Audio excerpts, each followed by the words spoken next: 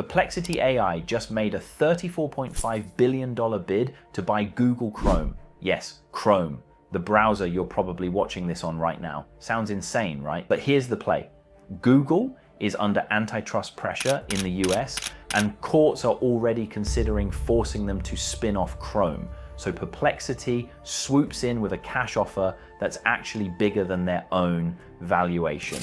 On the surface, it looks crazy, but really it's a power move. If regulators break up Google's empire, Perplexity is positioning itself as the ready-made alternative. This is a clip from my conversation on the Tech Bytes podcast, and if you want to hear the full episode, the link is in the description.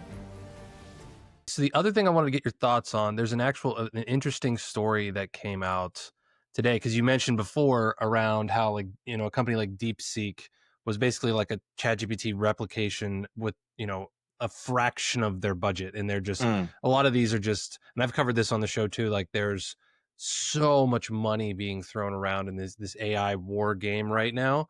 So I'm interested to get your thoughts on this story. So let me share my screen right here.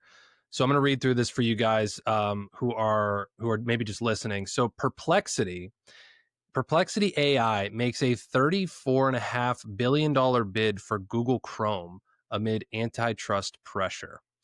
I mean, they're offering to buy Google Chrome for $34.5 billion. Wow. Wild. So Perplexity AI has made an unsolicited all-cash offer for $34.5 billion to acquire Google Chrome's browser, a move that could influence ongoing antitrust proceedings against Alphabet. Basically, the rest of this story talks about how there's some antitrust things going on. Department of Justice. There was a 2024 ruling that Google illegally monopolized the search market, and seeks to compel Alphabet to divest Chrome as a remedy, with a final court decision expected by this month, actually. Perplexity's bid, which exceeds its own valuation, is backed by several investors and pledges to maintain Chromium open source project while investing $3 billion over the next 2 years.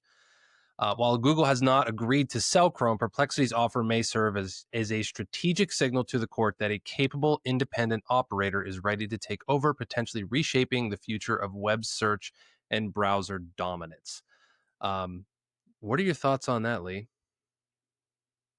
I think it's an interesting strategic move, right? Because where does the AI battle play out? Like I've been thinking about this recently with the rise in zero-click searches.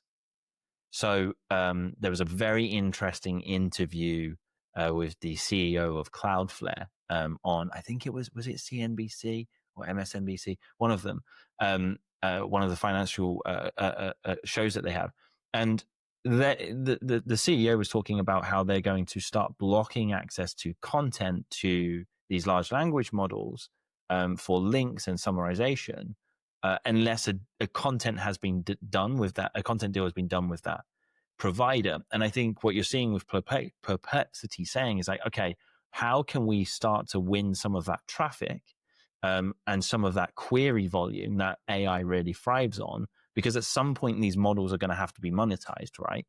At some point, you're getting ads in your OpenAI feed, or you're getting ads in Claude or Perplexity. Like, this doesn't exist well, it's not a free product at the minute, but unless we have dramatic cost reductions, this is going to be an unprofitable business to be in. And open source is constantly poisoning the world, not of the state of the art, but 2-3 models back. Like, if you're not that bothered about performance, like, open source has got you covered. So I think this is an interesting move where we're getting into this period of this disruption where we're going to see some big consolidations. We're going to see some big plays. We've seen OpenAI buying up hardware companies and various other, various other big plays like that.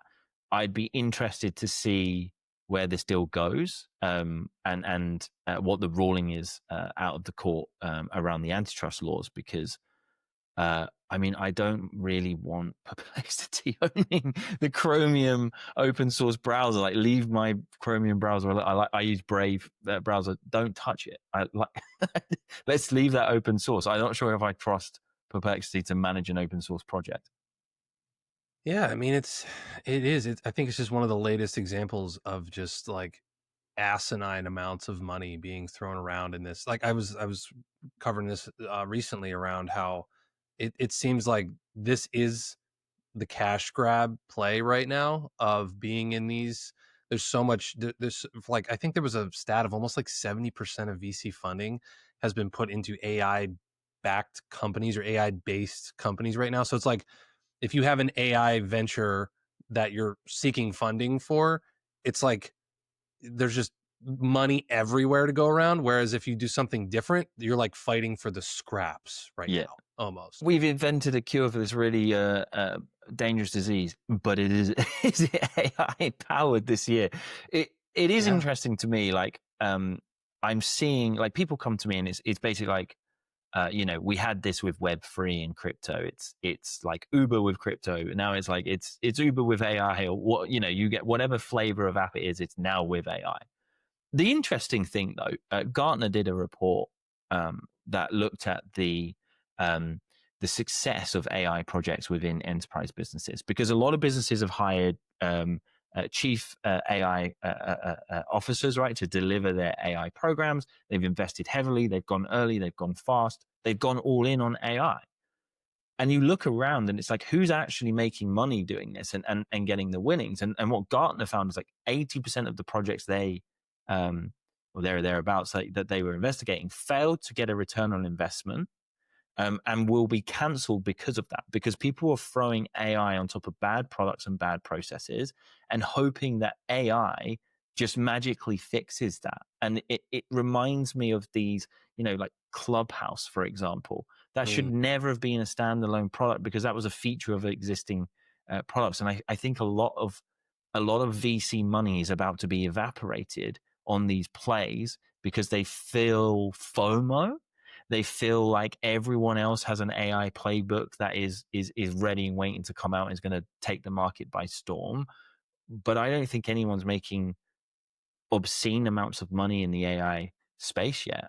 And I think we're going to be seeing these kind of big leverage buyouts and big leverage acquisition deals because you can raise that kind of capital if you're in the AI space right now. Why not hoover up something that's actually valuable like the Chromium project? And how much revenue does that drive to Google every year? I bet it's pretty mind-boggling.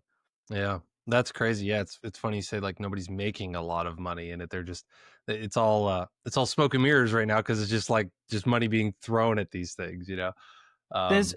There is ways to make money with AI, but I think and we're working on some projects. As I said, we've just launched 17 AI agents for Daniel Priestley and his company Dent Global.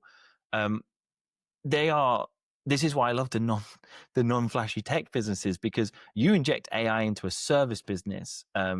There is so much efficiency gains to be had and new experiences that you can then monetize very, very quickly. Like that has a very easy return on investment.